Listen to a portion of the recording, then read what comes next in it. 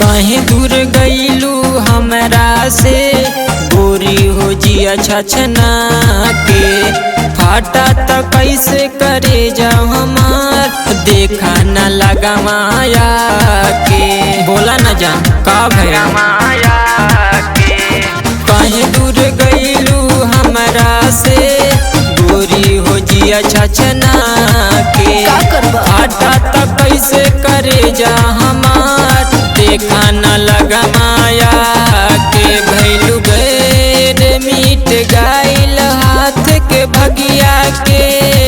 अच्छा से गिरतावे पानी होया से राती से गिरतावे पानी होया से सही में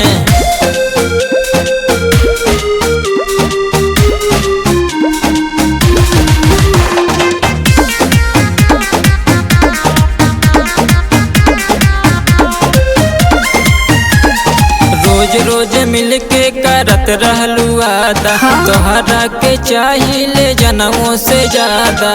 का कर सकता बाबू नहीं खे हमर कसूर हम बानी बड़ी मजबूर पापा के इज्जत के खातिर शादी करे के पड़ी जरूर सुना दिलवा तोड़ देलू जान झूठा हो बतिया से।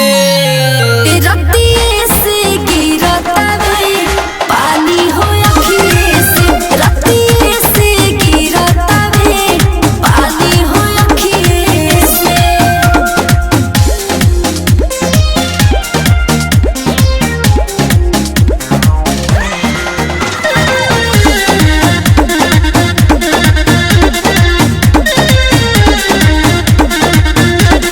रहे तोहर ऐसन का मन मजबूरी खाइल कसम वादा दिहलू तू तूरी। का कर सकता सुन संदीप तेज बहादुर हमसे नाता लगा काट भेजो तानी हम शादी में आई हा तू जरूर। अरे मजबूर बाली नफरत हो गईल हमके लइकिन के जतिया से। रत्ती से गिरतावे पानी होया से रत्ती से गिरतावे पानी होया से। जब भुला ही के रहे तो प्यार काहे ऐसन कैलू।